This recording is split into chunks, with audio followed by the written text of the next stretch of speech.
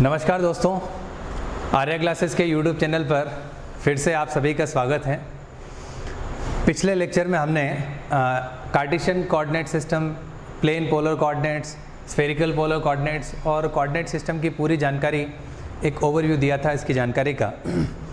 उसके अंदर हमने एक जो कोऑर्डिनेट सिस्टम हमारा बच रहा है वो है सिलिंड्रिकल कोऑर्डिनेट सिस्टम। तो आज की क्लास में हम सिलिंड्रिकल कोऑर्डिनेट सिस्टम जो है उसका ही डिस्कशन करेंगे। सो आज का अपना टॉपिक है सिलिंड्रिकल कोऑर्डिनेट सिस्टम। तो वन बाय वन जैसे पिछले सेक्शन में हमने उन कोऑर्डिनेट्स के लिए पढ़ा था, वैसे ही हम यहाँ पे भी पढ़ेंगे। तो सबसे पहले फर्स्ट वन, सिलिंड्रिकल कोऑर्डिनेट्स क्या होते हैं। तो सिलिंड्रिकल कोऑर्डिनेट्स होंगे रो, फाई और जेड, इससे इन्हें लिखा जाता है। फिर अपन आगे बढ़ें इसी के अंदर कि इनको डिनोट कैसे करते हैं, तो उस बात का भी जिक्र अपन यहाँ करना चाहेंगे। तो इसके लिए मान लो मैं सिस्टम ऑफ एक्सिस ले लेता हूँ, एक्स, वाई और जेड। सो हमने इस प्रकार से एक एक्सिस लिया है, फिर उसके बाद दूसरा एक्सिस इसके ही परपेंडिकुलर हमने दूसरा ले लिया है, और तीसरा एक्सिस हमने यहाँ से इस प्रकार से खींच दिया है। एंड जैसा पिछली बार हमने लिया था एज इट इज़ हम वैसा ही लेंगे। Say this one is x axis, this one is y axis and this one is z axis. ये हमने सिस्टम ऑफ एक्सिस लिए हैं। अब मैं पर्टिकुलरली यहाँ कोई पॉइंट कह देता हूँ, से this is a point P, और इस पॉइंट पी के जो कार्टेशियन कोऑर्डिनेट्स हैं हम जानते हैं वो क्या होंगे, एक्स, वाई और जेड। सीधी बात है। अब हम इसी पॉइंट पी के जो सिलिंड्रिकल कोऑर्डिनेट्स की बात करेंगे वो क्या होंगे, तो वो होंगे रो, फाई और जेड। तो पहली बात तो ये रो क्या होता है, फाई क्या होता है और जेड क्या होता है यहाँ पे सिस्टम के अंदर, पहले हम उसको आइडेंटिफाई करेंगे। देन उसके बाद हम इन दोनों का आपस में रिलेशन इस्टेब्लिश करेंगे। तो ये जो अपना दूसरा काम है इसके अंदर कि हम इन जो कोऑर्डिनेट्स हैं इनको यहाँ पे रिप्रेजेंट करना चाह रहे हैं, फिर अपन इन दोनों के बीच का रिलेशन देखेंगे। तो इसके लिए सबसे पहला जो अपना काम है, मैं इसको लिख देता हूँ कि हम यहाँ से ये जो पॉइंट है, से पॉइंट इस तरफ है, इस जगह कहीं, तो यहाँ से इसका प्रोजेक्शन अपन इस प्लेन के अपन अगर प्रोजेक्शन डालें, सो लेट अस से दिस इज द प्रोजेक्शन। तो इस प्रोजेक्शन की जो हाइट होगी उस हाइट को कहेंगे हम z। ठीक बात है। दूसरा, ये जो प्रोजेक्शन आपने लिया है, इस प्रोजेक्शन का यहाँ से इस फुट ऑफ परपेंडिकुलर का ओरिजिन से जो डिस्टेंस है, that distance is known as rho. तो हमने इसको लिखा है रो। फिर उसके बाद ये जो हमने लिखा है यहाँ इसके साथ, एक्स एक्सिस के साथ ये लाइन जो एंगल बनाएगी उसे हम कहेंगे फाई। तो स्फेरिकल पोलर कोऑर्डिनेट्स में आपने देखा होगा कि जो ये वाली लाइन है ये एक्स एक्सिस के साथ फाई एंगल ही बनाती है, और वही एंगल आपने यहाँ पे लिखा है। तो ये होंगे रो, फाई और जेड। अब बात करेंगे ये जो रो है अपना, ये रो आपका बेसिकली ये एक्स एक्सिस आपका इस डायरेक्शन में है, वाई एक्सिस आपका इधर है, तो ये इसी प्लेन में है, और ये पॉइंट आपका यहाँ है, और यहाँ से हमने परपेंडिकुलर इस प्रकार से ड्रॉप किया है। क्लियर। तो मैं इस प्लेन में दिखाने के लिए इन लाइन्स को अटैच कर देता हूँ। सो फॉर एन एग्जाम्पल, हमने इधर से इसको अटैच किया है, और फिर मैं यहाँ से इसको भी अटैच कर देता हूँ। तो आपको दिखेगा कि ये इस प्लेन में है और इसके ऊपर ये अपन ने परपेंडिकुलर और ड्रॉप किया हुआ है। इसका जो हाइट है दैट शुड बी जेड। तो अगर अपन कहें ये रो है, इस रो का इसके साथ एंगल फाई है, तो जाहिर सी बात है इस रो का जो हमने इधर लिखा है, रो का इस तरफ एक कंपोनेंट होगा और एक कंपोनेंट इधर होगा। And what should be the component of rho along this direction, so this one is rho cos phi. इस रो का इस तरफ जो कंपोनेंट होगा वो क्या होगा, तो हम लिखेंगे रो साइन फाई। क्लियर। तो ये जो हमारी डिस्टेंस है ये वाली, इस डिस्टेंस को बोलते हैं अपन x। ये जो डिस्टेंस है इसे बोलेंगे हम y, और z आपका हाइट होता है, और यहाँ पे भी हाइट ऑलरेडी क्या है, z है। तो अपना अगला जो काम है तीसरा, वो इस प्रकार से हो जाएगा, this is number third, and that is relation between rho, phi, z and x, y, z, that is relation between Cartesian coordinates and cylindrical coordinates, इनके बीच का रिलेशन। तो क्या दिखेगा, x का वैल्यू किसके बराबर है, रो कॉस फाई के, तो हमने लिखना होगा x equal to rho cos phi. फिर अपना दूसरा y का वैल्यू किसके बराबर हो गया, rho sine phi, so we can write this as y equal to rho sine phi. और तीसरा कोऑर्डिनेट z, वो यहाँ पे z के इक्वल ही होगा, कोई प्रॉब्लम नहीं है, ऐसा अपन कर सकते हैं। अब ये चीज़ तीनों हो चुकी हैं। अब अपना अगला टारगेट ये रहेगा कि हम इसके अंदर एरिया एलिमेंट, वॉल्यूम एलिमेंट क्या होते हैं और इनके यूनिट वेक्टर्स क्या हैं, उनका जिक्र अपन करेंगे। इसके लिए मैं अब इसी फिगर को आगे की तरफ चेंज कर देता हूँ, या फिर मैं नया फिगर बनाता हूँ, मैं इसको ऊपर लेके जा रहा हूँ। नेक्स्ट तीसरा सेक्शन अपना हो चुका है। नेक्स्ट अपन आएंगे इसी का चौथा पार्ट। सो हमने लिखा है next one is fourth part, and the fourth part is area element. चलो एरिया लिख देता हूँ मैं। एरिया एलिमेंट कि सिलेंड्रिकल कोऑर्डिनेट्स के अंदर एरिया एलिमेंट क्या होता है। तो इसके लिए सबसे पहले मैं सिस्टम ऑफ एक्सिस ले लेता हूँ। तो हमने ये तीन एक्सिस लिए हैं। ये वाला जो एक्सिस है, से this one is x axis, तो ये हमने एक्स एक्सिस लिया है। ये वाला एक्सिस आपका वाई एक्सिस है, और ये जो एक्सिस है ये आपका जेड एक्सिस है। क्लियर। अब हम यहाँ पे एक पॉइंट ले लेते हैं। हमने एक पॉइंट लिया है, से दिस पॉइंट इज P, और ये जो P पॉइंट है इसके कार्टेशियन कोऑर्डिनेट्स जो हैं वो कार्टेशियन कोऑर्डिनेट्स है x y z. Now so अब इस पॉइंट से, अब ये जो रो फाई जेड होते हैं ये क्या होंगे, मैं यहाँ से इसको परपेंडिकुलर ड्रॉप किया है मैंने, और परपेंडिकुलर का जो लेंथ है उसको बोलते हैं z। फिर उसके बाद हमने इस फुट ऑफ परपेंडिकुलर और इस पॉइंट को मिलाने वाली जो लाइन है उस लाइन को कहा है हमने रो, और आपका ये जो एंगल है ये है अपना फाई। क्लियर। तो अब मैं इसको हटा देता हूँ, वो रो फाई जेड था आर थीटा फाई की बजाय, तो हमने इसको रो फाई जेड, ये तीनों कोऑर्डिनेट्स होंगे जो अपन ने पहले भी इस बारे में डिस्कस कर चुके हैं। नाउ अब हमें एरिया एलिमेंट और वॉल्यूम एलिमेंट निकालना है, तो हमें इन तीनों वेरिएबल्स को थोड़े थोड़े इंक्रीज करने होंगे। सो मान लो मैं सबसे पहले z को इंक्रीज करता हूँ। So this one is the increment in z, तो हम इसे लिखेंगे dz से। So this one is what, small increment in z। Next अपन आगे बढ़े। So this is small increment in rho के डायरेक्शन में इंक्रीमेंट है। एंड नेक्स्ट वन इज हमें फाई के डायरेक्शन में इंक्रीमेंट चाहिए, तो हमने लाइन खींचा है, और लाइन खींचने के साथ ही हम लिख देते हैं कि ये जो है this is the small increment in phi. अब जो जैसे z के डायरेक्शन में इंक्रीमेंट है, उस इंक्रीमेंटेड लेंथ का वैल्यू है dz, रो के डायरेक्शन में है उसका है d रो, तो फाई के डायरेक्शन में जो इंक्रीमेंटेड लेंथ है उसका वैल्यू क्या होना चाहिए, तो वो हम लिखेंगे दिस वन, और ये कितना हो जाएगा, तो ये हो जाएगा रो डी फाई। कहाँ से होगा रो डी फाई, तो ये रो है और आपका ये डी फाई है, तो इसका theta equal to l upon r, वहाँ से आप रो डी फाई लिख देंगे। अब ये जो इंक्रीमेंट अपन ने बनाए हैं, इन सभी इंक्रीमेंट को मैं इस पॉइंट P पे देखना चाहता हूँ जिसके सिलेंड्रिकल कोऑर्डिनेट्स क्या थे, रो फाई जेड। तो यहाँ से हम आगे हमने इसका ऊपर की तरफ यहाँ से परपेंडिकुलर ड्रॉप किया है ताकि हम इस इंक्रीमेंट को ऊपर देख पाएँ। फिर हमने एक और परपेंडिकुलर ड्रॉप किया है ताकि हम इस इंक्रीमेंट को यहाँ ऊपर देख पाएँ। अब मैं इस इंक्रीमेंट को सबको बना देता हूँ। तो जैसे मैं सबको बनाता हूँ, जैसे हमने इस लाइन को एक्सटेंड किया, येलो लाइन्स हमने खींची हैं, वैसे हम जो वॉयलेट लाइन्स हैं उनको भी खींच देते हैं, और इसी टाइप से हमारा जो एलिमेंट है वो पूरा अपने को कंप्लीट यहाँ पे बन जाता है। अब मुझे एरिया एलिमेंट लिखना होगा यहाँ से, तो मैं इसको थोड़ा स्लाइडली शिफ्ट कर देता हूँ। सो लेटर से मैंने इसको यहाँ पे स्लाइडली शिफ्ट कर दिया है।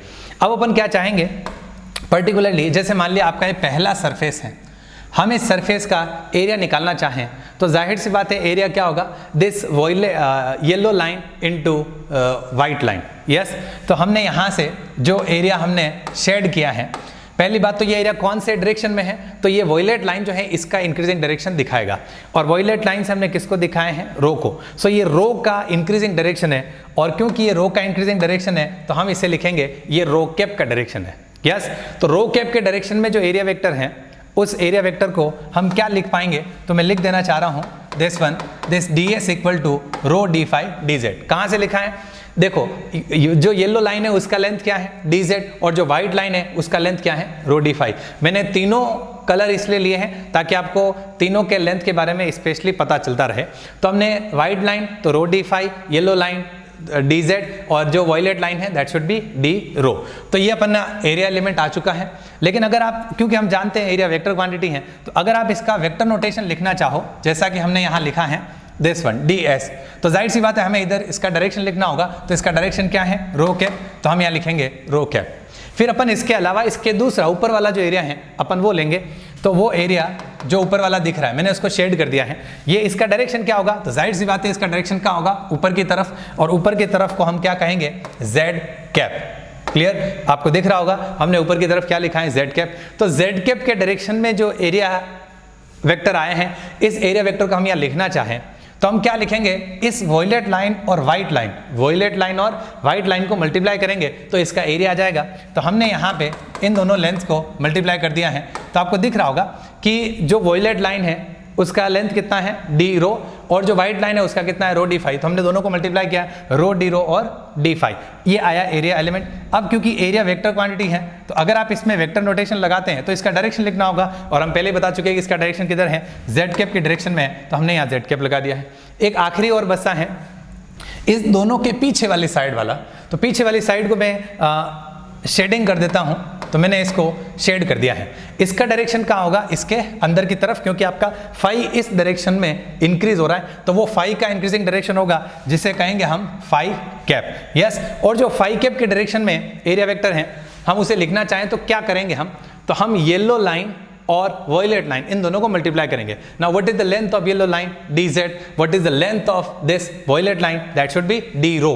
तो हम इन दोनों को मल्टीप्लाई करें तो हम लिख पाएंगे volume element along the direction of phi cap. तो ये हमने लिखा है d s equal to d rho d Z. और अगर आप यहाँ वेक्टर साइन लगाते हैं जैसे हमने लगाए हैं तो आपको इसका डायरेक्शन लिखना होगा, तो हमने इसका डायरेक्शन क्लियरली लिख दिया है, that should be in phi cap. ये सब के सब नेगेटिव में भी हो सकते हैं अगर इसके अलावा जो 3 सरफेस हैं उनके ऊपर आप लेते हैं।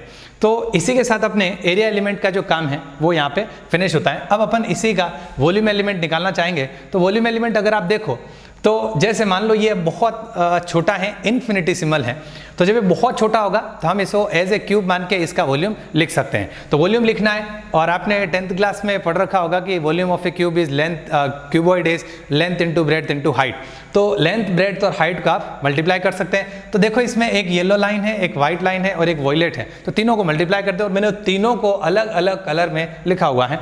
जैसे देखिए ये वॉयलेट वाला एक हो गया, दूसरा रो डी फाई और तीसरा डी जेड। तो हम यहाँ से लिखना चाहेंगे इसके अंदर वॉल्यूम एलिमेंट। तो हमने नेक्स्ट सेक्शन लिखा है वॉल्यूम एलिमेंट, 5वां सेक्शन, 4 अपन पहले पढ़ चुके हैं, 5वां पॉइंट है ये।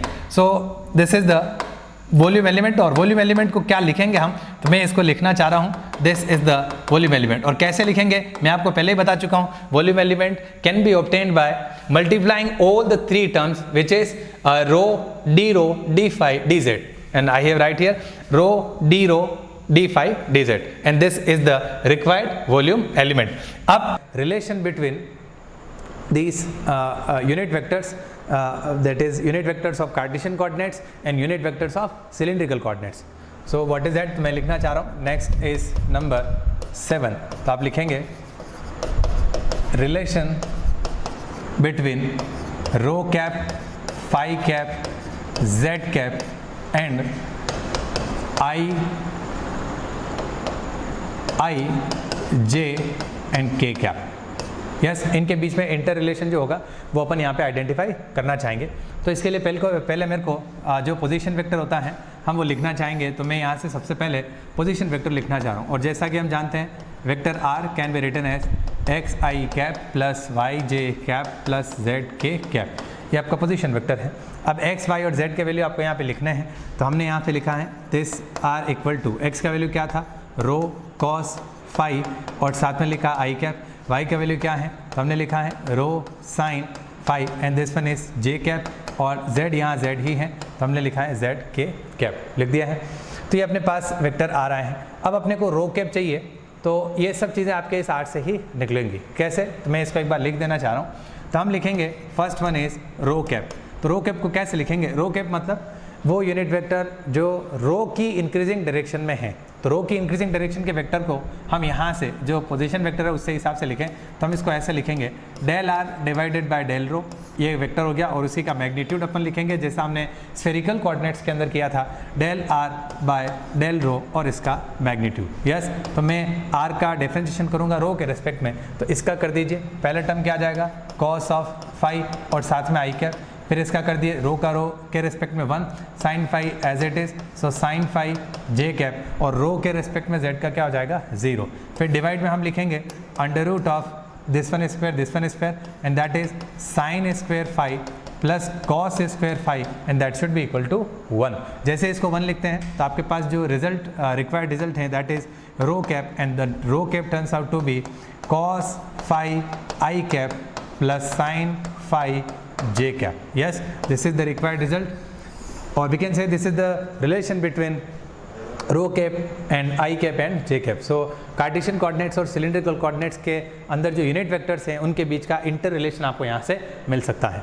आगे बढ़ते हैं, दूसरा रो कैप निकाल चुके हैं, फिर निकालेंगे हम phi cap. So the phi cap is, वापस हम इसी फॉर्म में अगर इसको लिखना चाहें तो हम लिखेंगे del r by del phi, del r by del phi vector divided by del r over del phi का मैग्नीट्यूड। इससे हमें क्या मिलेगा phi cap. So take the derivatives, तो फाई के रेस्पेक्ट में डिफरेंशिएशन, कॉस का क्या होगा माइनस साइन, तो मैंने लिखा है माइनस रो साइन फाई और आई कैप एज इट इज। फिर इसके बाद प्लस रो साइन फाई का करना है, फाई का हो जाएगा कॉस फाई, सो रो कॉस फाई, और फिर लिख पाएंगे जे कैप, और z का फाई के रेस्पेक्ट में हो जाएगा 0, लिखने की आवश्यकता नहीं है। फिर अपन इसका मैग्नीट्यूड लिखेंगे तो स्क्वायर करके ऐड कर दें, तो हम लिखेंगे rho square sine square phi plus आ जाएगा rho square cos square phi. तो रो स्क्वायर कॉमन लें तो साइन स्क्वायर कॉस स्क्वायर क्या होगा 1, और रो स्क्वायर आएगा रो, और रो से ये दोनों रो क्या हो जाएंगे कैंसिल। तो जैसे ही कैंसिल होते हैं आपके पास माइनस साइन फाई और कॉस फाई बचेंगे, तो हम यहाँ से फाई कैप को लिख पाएंगे, फाई कैप जो टर्म्स है उसको लिख पाएंगे, and that is minus sine phi i cap plus हम लिखना चाहेंगे कॉस फाई, और फिर लिखा हमने जे कैप, और अपना जो आगे का इसके अंदर टर्म्स होगा दैट इज जेड कैप। तो जेड कैप जो है वो आपका सीधा सीधा के कैप आएगा। मैं यहाँ से इसको लिख देता हूँ क्योंकि z यहाँ और वहाँ दोनों जगह सेम ही होता है। सेम कैसे होता है, जैसे आपने ये सिस्टम बनाया है, अपने लिए इस पॉइंट की जो हाइट है दैट इज z, यस, और वास्तव में भी कार्टेशियन कोऑर्डिनेट में भी यही हाइट क्या कहलाती है z। तो z और k कैप दोनों एक ही रहेंगे। तो यहाँ जो यूनिट वेक्टर अपने को लिखना है ऐसा, जिसको बाकी आप चाहें तो यहाँ से डिराइव करके भी उसको लिख सकते हैं, ऐसा कुछ खास बात नहीं है। बाकी आप डायरेक्टली भी इसको लिख सकते हैं कि z कैप जो है वो k कैप के इक्वल होगा। तो 3 हमने यूनिट वेक्टर्स के बीच के रिलेशन देख लिए हैं, और फिर हमने कार्टेशियन कोऑर्डिनेट और सिलेंड्रिकल कोऑर्डिनेट्स के बीच के आपस के रिलेशन भी देख लिए, इनके यूनिट वेक्टर्स के आपस के रिलेशन भी देख लिए। अब हम इनको सम अप करेंगे, और फिर सम अप करके ये जो दोनों पार्ट अपन ने पढ़े हैं, इन दोनों पार्ट से कंपटीशन एग्जाम में जो क्वेश्चन आए हैं उनको भी अपन यहाँ पे डील करेंगे। Yes, so now from here मैं इनको सम अप कर देना चाह रहा हूँ कि कौन कौन से रिजल्ट्स को। तो एक बात आप क्लियरली देख लें, इसको एरिया एलिमेंट वॉल्यूम एलिमेंट अपने को पता है, हम सिर्फ इनके बीच के रिलेशन चाहेंगे। तो x equal to rho cos phi, y equal to rho sine phi and z equal to z, ये 3 रिलेशन तो ये हो गए। और फिर इसके अलावा एक रिलेशन हमने लिखा है ये rho cap equal to cos phi i cap plus sine phi j cap, और फिर एक लिखना चाहेंगे हम phi cap equal to minus sine phi i cap plus cos phi j cap, और फिर लिखेंगे z cap equal to k cap. ये चीज़ अपने को लिखनी है। सो मान लो मैं इसको यहाँ सम अप कर देता हूँ, जैसे मैंने पिछली क्लास में जो हमने पढ़ा था उसको सम अप किया। यहाँ देखिए, so these are the relation between r theta phi and x y z. तो पहले हमने एक्स वाई जेड का आर थीटा फाई में रिलेशन लिखा है, फिर आर कैप थीटा के फाई कैप का आई कैप जे कैप और के कैप के बीच में रिलेशन लिखा है। ऐसा ही रिलेशन अब अपन रो फाई जेड और एक्स वाई जेड के बीच में भी डिराइव कर चुके हैं। तो हम एक साथ इसको लिख देते हैं, फिर आप स्क्रीनशॉट ले लें, आपके रिकॉर्ड के लिए ठीक रहेगा। So now from here first one, पहला रिलेशन हम लिखना चाहेंगे एक्स के लिए। तो एक्स इक्वल टू यहाँ क्या होता है रो कॉस फाई, जबकि इधर क्या होता था r sine theta cos phi. यहाँ दूसरा रिलेशन लिखेंगे हम, that is relation of y and that is rho sine phi, ये हमने लिखा है, और इधर होता है r sine theta sine phi. And the third relation, और थर्ड रिलेशन होगा z इक्वल टू z। यहाँ पे भी z होता है, उधर भी z होता है, दोनों को अपन सेम लिख सकते हैं। अब अपने अगले जो रिलेशन होंगे, रिलेशन नंबर 4, उसमें हम यूनिट वेक्टर्स की बात करेंगे। तो इसमें 3 यूनिट वेक्टर होते हैं। पहला होता है रो कैप। तो रो कैप का वैल्यू कितना आता है, अभी हमने डिराइव किया है cos phi i cap plus sine phi j cap, ऐसे ही लिखा था। अभी आप चाहें तो देख भी सकते हैं, मैंने लिखा हुआ है rho cap equal to cos phi i cap sine phi j cap. और इसी प्रकार से फाई कैप जो है उसको क्या लिख पाएंगे, minus sine phi i cap plus cos phi j cap. So fifth one is phi cap which is equal to minus sine phi i cap plus cos phi j cap, and sixth one is z cap which is equal to k cap. So this is the interrelation between unit vectors of cylindrical and Cartesian coordinates. तो इसको मैंने समझ किया है, एक बार आप इसका screenshot लेके अपने पास रख लें, ये बहुत काम की चीज़ें हैं, क्योंकि जब हम इससे रिगार्डिंग अगले सेक्शन में जब अपन क्वेश्चन करेंगे तो आपको इसके बारे में बहुत अच्छे से क्लियरली आपको पता चल जाएगा। यस, आगे बढ़ते हैं। तो अब अपन ने ये जो पार्ट किया है, हम इसी के ऊपर कुछ क्वेश्चन करना चाहेंगे। तो मैंने क्वेश्चन आपके सामने ले लिया है, से this is the question number 1। ये पहला क्वेश्चन लिखा है और ये क्वेश्चन है आपके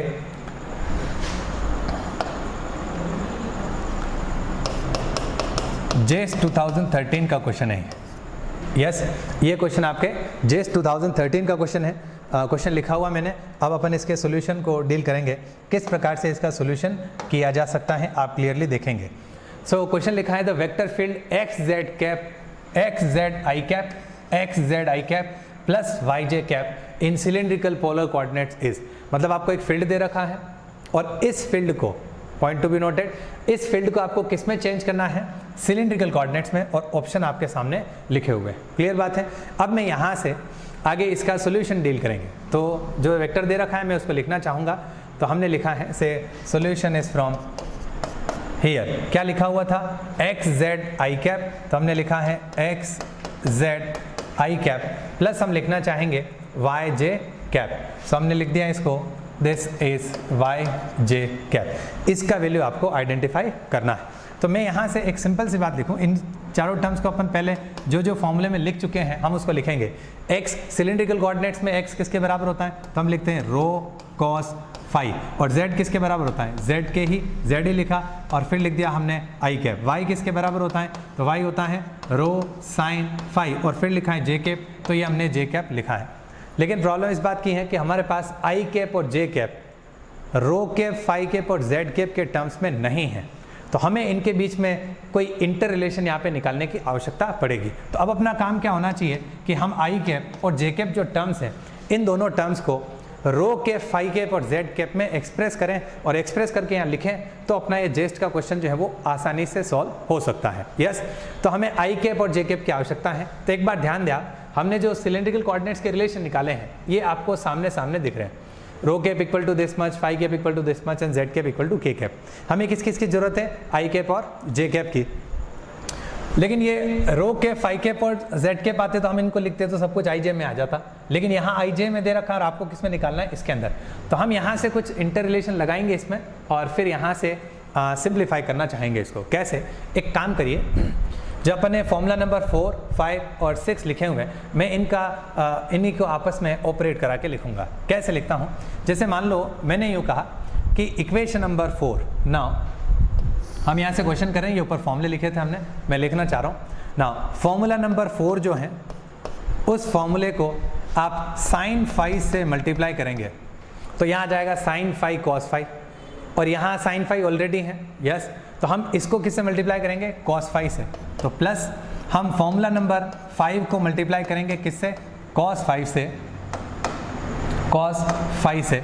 तो ये लिखा हमने कॉस 5, और दोनों को क्या करेंगे अपन, ऐड करेंगे। तो जब दोनों को ऐड करेंगे तो ये वाले दोनों टर्म कैंसिल हो जाएंगे, ये दोनों टर्म आपके पास रहेंगे, इधर वाले टर्म्स रहेंगे, और इसको आप बस बहुत आसानी से सिंप्लीफाई कर पाएंगे। देखो मैं करके बताता हूँ, इसको मल्टीप्लाई करिए। पहले इस 4th को किससे करना है, साइन 5 से। साइन 5 से क्या आएगा, रो कैप साइन 5, फिर अगला टर्म क्या आ जाएगा, तो साइन 5 से मल्टीप्लाई करिए, we can write this as sine 5 cos 5, और फिर लिखा हमने आई कैप। फिर उसके बाद इसको किससे मल्टीप्लाई करना है, साइन 5 से, so we get sine square 5 and this one is J cap.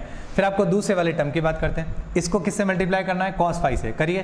तो हमने लिखा है this one is phi cap और हमने मल्टीप्लाई किया है cos फाई से, इसको भी करिए cos फाई से, तो ये आएगा minus sine phi cos phi और साथ में आई कैप, प्लस इसको करिए cos फाई से, तो ये क्या आ जाएगा cos square phi and here is J cap. ये टर्म आपके पास आ गया है। अब जब ये टर्म आया तो अब अपने को दोनों को ऐड करना है। जैसे ही मैं ऐड करता हूं तो आपको सीधा दिखता है ये part cancel. What is sine square phi plus cos square phi 1। तो इधर की तरफ जो आपके पास टर्म बचेगा that is z cap only, और इधर जो जेड कैप बचा है इधर की तरफ क्या बचेगा, तो इधर बचेगा rho cap sine phi plus phi cap cos phi. ये आपका इसका एक्सप्रेशन होगा।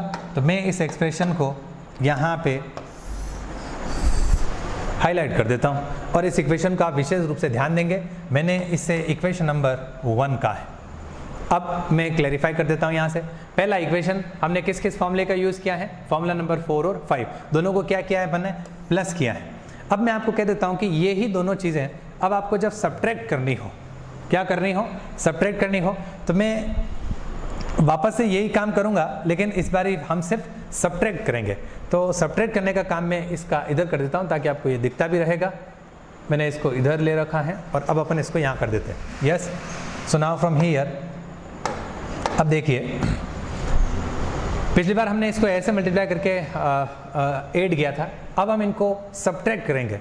जब हम इनको सब्ट्रैक्ट करेंगे तो एक साथ में मल्टीप्लायर भी अपन चेंज करेंगे। चेंज क्या करेंगे, इस इक्वेशन को आप cos फाई से मल्टीप्लाई कराइए और इस इक्वेशन को कराइए साइन फाई से और फिर दोनों को सब्ट्रैक्ट करिए। सब्ट्रैक्ट करने का मतलब मैं लिख देता हूँ, जैसे इक्वेशन नंबर 4 जो है उस इक्वेशन नंबर 4 को हम मल्टीप्लाई कराएंगे cos फाई से, ये लिखा है multiplied by cos phi, minus ये जो इक्वेशन है आपका 5th, तो पांचवा जो फॉर्मूला है, पांचवें फॉर्मूले को आप मल्टीप्लाई करेंगे किससे, साइन फाई से, और इन दोनों को आपस में क्या करेंगे, सब्ट्रैक्ट करेंगे। तो क्या वैल्यू हमें मिलता है, मैं लिखना चाह रहा हूँ, पहले कर दें आप। cos फाई से मल्टीप्लाई किया तो हमने लिखा है cos phi rho cap, yes, फिर आगे लिखेंगे equal to cos square phi और फिर आ जाएगा आई कैप, फिर आगे लिखेंगे sine phi cos phi j cap. So here is sine phi cos phi and this one is J cap. फिर अपन इधर आ जाएं, इसको किससे मल्टीप्लाई करना है, साइन फाई से, और फिर सब्ट्रैक्ट बाद में करेंगे। तो sine phi phi cap, so we can write this as sine phi phi cap equal to, इधर फिर हम मल्टीप्लाई किससे करेंगे, साइन फाई से ही। तो साइन फाई से मल्टीप्लाई करें तो ये नेगेटिव में आ जाएगा साइन स्क्वायर फाई और फिर आई कैप। फिर अगला टर्म जो है इसको मल्टीप्लाई करेंगे साइन फाई से, तो ये आ जाएगा sine phi cos phi, sine phi cos phi and j cap. और अब आपको इन दोनों टर्म्स को क्या करना है, सब्ट्रैक्ट। तो हमने यहाँ लिया सब्ट्रैक्ट, ये पॉजिटिव ये नेगेटिव, ये आपको क्या होगा, कैंसिल, ये दोनों आपके ऐड होंगे, साइन स्क्वायर cos स्क्वायर क्या होगा 1 और 1 के इनके साथ में आई कैप। तो हमने इन दोनों की जगह लिखा है I cap and equal to इधर वाला टर्म। तो जो इधर वाला टर्म है वो क्या हो जाएगा, साथ में लिखा हूँ मैं, तो हमने लिख रहे हैं cos phi rho cap, sorry minus sine phi phi cap. So this is the required relation जो पिछली बार भी हमने निकाला है और इस बार भी हमने निकाल लिया है। अब देखिए इस इक्वेशन को 1 कहा है और इसे मैंने कहा है इक्वेशन नंबर 2, ठीक बात है। अब ये दोनों इक्वेशन अपन ने निकाल लिए हैं। इन दोनों इक्वेशंस को, इक्वेशन नंबर 1 और 2 को, 1 और 2 से i और j का वैल्यू हम उठा के किस में लिखेंगे, इस जगह पे लिखेंगे, क्योंकि हमें यहाँ जो क्वेश्चन था उसमें इसी का वैल्यू फाइंड करना था और इसके अंदर हम यहाँ बढ़ चुके हैं और हमें i और j की आवश्यकता है। तो हम इन दोनों को उठा के इसके अंदर लिखेंगे। लिखते हैं तो क्या वैल्यू हमें मिलेगा, मैं उसको यहाँ पे डायरेक्टली लिखना चाह रहा हूँ। उसके लिए मैं इस बीच वाले पार्ट को हटाऊँगा, आप एक बार इसको नोट कर लें या स्क्रीनशॉट ले लें, मैं इसको बहुत जल्द ही हटाने वाला हूँ। तो हमने इस सेक्शन को यहाँ से हटा दिया है और अब मैं आगे बढ़ता हूँ नेक्स्ट वन। तो हम यहाँ से लिखना चाहेंगे, इस इक्वेशन को मैं कुछ नाम दे देता हूँ, से दिस वन इज स्टार। तो मैंने सेकंड और थर्ड को किस में यूज़ किया है, इक्वेशन स्टार के अंदर। So using second and third into equation star equation में यूज़ कर लें। तो अपने पास जो रिजल्ट है, जो फील्ड है आपका, वो किस मायने में आएगा, मैं लिख देता हूँ, this is rho cos phi, फिर लिखा है z और फिर लिखना है I cap. So I cap is this one, मैंने लिखना होगा तो हम लिख रहे हैं cos phi rho cap, cos phi rho cap, फिर आगे लिखना होगा minus sine phi phi cap, तो माइनस साइन फाई और फाई कैप। ये आपने आई कैप का वैल्यू लिखा है, प्लस आपके पास लिखा है rho sine phi, so here is plus rho sine phi, और फिर आपको आगे क्या लिखना है J cap, so here is J cap, और जे कैप कितना है rho cap sine phi rho cap cos phi phi cap, sine phi rho cap, तो हमने लिखा है sine phi rho cap plus cos phi phi cap, ये अपन ने इसको लिख दिया है। अब एक बात क्लियरली नोटिफाई करें, कॉस फाई फाई कैप हमने इसको लिखा भी है, मैं इस पार्ट को भी यहाँ से अब हटा देता हूँ, इसकी मेरे को आवश्यकता नहीं है। सो नाउ अब हम इसी के अंदर आगे बढ़ें, इसको सिंप्लीफाई करके लिखें तो क्या इसको लिख पाएंगे, एक बार क्लियर देख लें।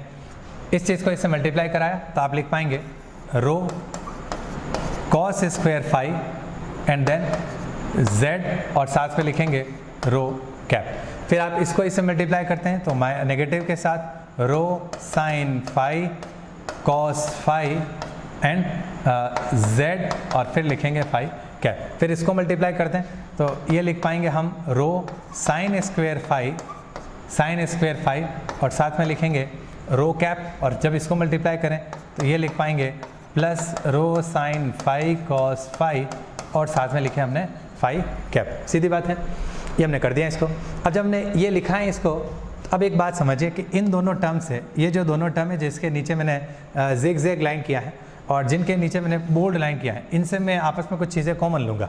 यस, तो इन दोनों के अंदर से क्या चीज़ कॉमन आ सकती है आप चेक करिए, तो रो कैप जो है वो अपन कॉमन ले सकते हैं। यस, तो अगर मैं ये कॉमन लेता हूँ तो रो मैंने इधर कॉमन लिया, रो के बाहर लिखूँगा तो पहले यहाँ क्या बचेगा z cos square phi plus यहाँ क्या बचेगा साइन स्क्वायर फाई, और इसके साथ में रो कैप हमने यहाँ लिख दिया है। फिर इन दोनों से भी हम कुछ चीज़ें कॉमन ले सकते हैं से पॉजिटिव, और rho sine phi cos phi दोनों चीज़ें कॉमन आती हैं तो हमने लिखा है rho sine phi cos phi, और यहाँ बचेगा 1 और इधर z तो हमने लिखा है 1 माइनस z और आखिरी में लिखेंगे फाई कैप। तो यही आपका सही ऑप्शन होना चाहिए। अब अपन इसी को चेक करेंगे कि क्या अपना ये ऑप्शन सही है कि नहीं। तो क्योंकि अपने ऑप्शन तो ऊपर लिखे हैं तो मैं इस आंसर को ही यहाँ से ऊपर लूँगा, तो आप इसको चेक कर सकते हैं।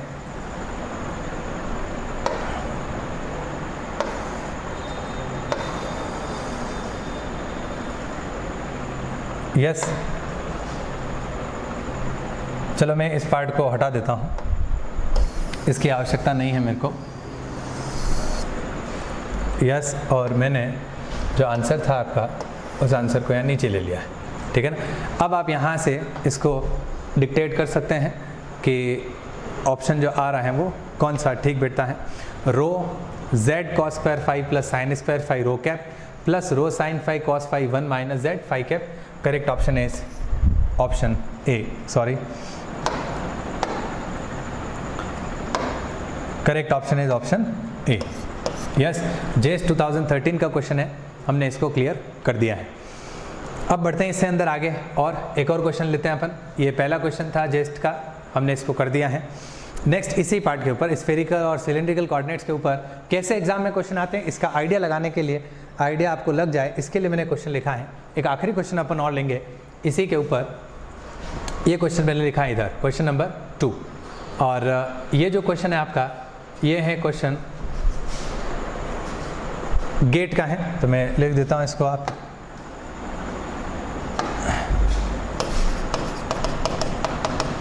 गेट 2018 का क्वेश्चन है ये, ठीक है ना। सो नाउ फ्रॉम हियर अब अपन इसके सॉल्यूशन की बात करें कि क्या इसको अपन लिख सकते हैं।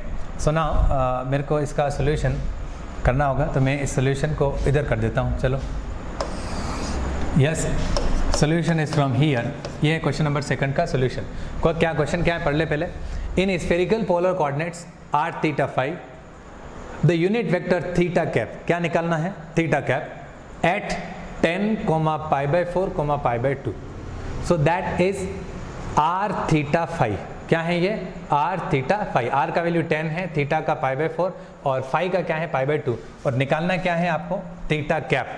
तो अगर आपको थीटा कैप का जो वैल्यू है, unit vector theta cap at this point, spherical polar coordinates में थीटा कैप जो है वो आपको इस पॉइंट के ऊपर निकालना है। और आपके ऑप्शंस जो लिखे हैं वो किस में लिखे हैं, आई जे के के अंदर। इसका मतलब क्या है, आपको थीटा कैप और आई जे कैप वाला, आई जे के वाला जो रिलेशन है वो यूज़ करना होगा, और यूज़ करते ही सीधा आपको रिजल्ट दिखेगा।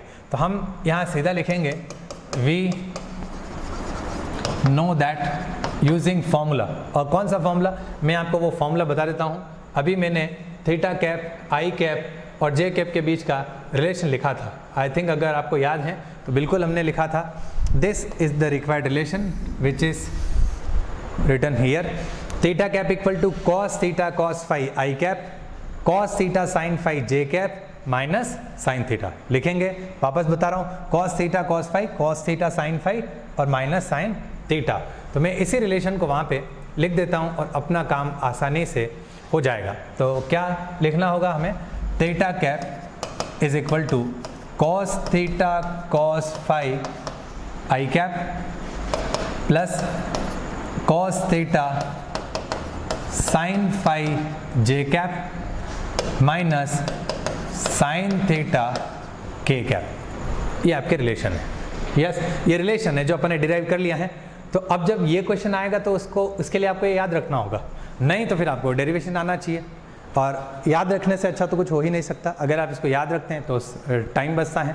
तो हमने इसको लिखा है। अब इसमें हमें इसकी आवश्यकता ही नहीं है, हमें सिर्फ थीटा और फाई की ज़रूरत है, तो आप थीटा कैप आसानी से निकाल पाएंगे। सो हम लिख रहे हैं theta cap and that should be equal to cos theta, theta कितना है π/4, तो हमने लिखा है कॉस π/4। फिर लिखना है cos phi, phi is π/2, so we can write this as cos π/2 and here is I cap plus cos theta, what is theta, theta is π/4, so cos π/4 and then sin phi, and phi is π/2, so we can write this sin π/2 and with that we can write z cap minus sin of theta and the theta is π/4, so we can write this as sin π/4 k cap, sin π/4 k cap। तो ये जो section आपने लिखे हैं इसी के अंदर मैं एक सिंपल सी बात जो आपको और बता दूं, तो सिंपल सा क्या मांगा है कि cos 90 का वैल्यू कितना होता है, 0, राइट इट हियर। ये वाला पार्ट अपने आप ही गायब हो जाएगा।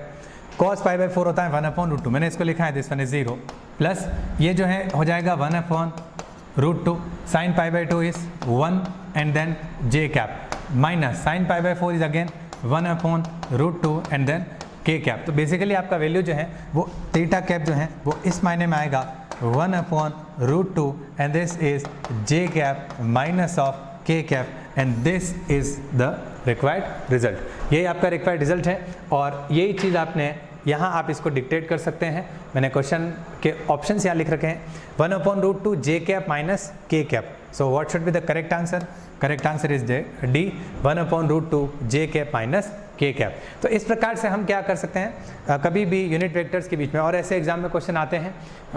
आई होप कि आपके लिए वीडियो बहुत यूज़फुल रहेगा। एक चीज़ जो आपको इन दोनों कोऑर्डिनेट सिस्टम के अंदर, दोनों कोऑर्डिनेट सिस्टम चाहे स्फेरिकल कोऑर्डिनेट सिस्टम हो चाहे सिलिंड्रिकल कोऑर्डिनेट सिस्टम हो, इन दोनों के अंदर एक जो चीज़ फिजिक्स में बहुत ज़्यादा महत्वपूर्ण है वो मैं बताना चूक गया हूँ। तो मैं आपको अगली क्लास में, अगले लेक्चर में हम इसको आगे उस पार्ट को भी डिस्कस करेंगे। तो मैं एक स्फेरिकल कोऑर्डिनेट्स का एक थर्ड पार्ट हम आपको और बना के दिखाएंगे, और उसमें आपको बताएंगे कि इसका एक तीसरा पार्ट जो यूज़फुल है वो क्या है। तीसरे पार्ट के अंदर हम बहुत इंटरेस्टिंग बातें करेंगे जो आपके बहुत बेसिक लेवल में काम आएगी। मतलब स्फेरिकल पोलर कोऑर्डिनेट्स के अंदर और सिलिंड्रिकल कोऑर्डिनेट्स के अंदर लिमिट कैसे लगाते हैं। एलिमेंट तो अपन ले लेंगे, लेकिन एलिमेंट लेने के साथ एक महत्वपूर्ण बात क्या होगी, आपको लिमिट्स लगाने होंगे। तो लिमिट कैसे लगाते हैं इसको अपन अगले लेक्चर में पढ़ेंगे। तो इस प्रकार की सभी जानकारी के लिए हमारे साथ जुड़े रहिए। आपका बहुत बहुत आभार, धन्यवाद।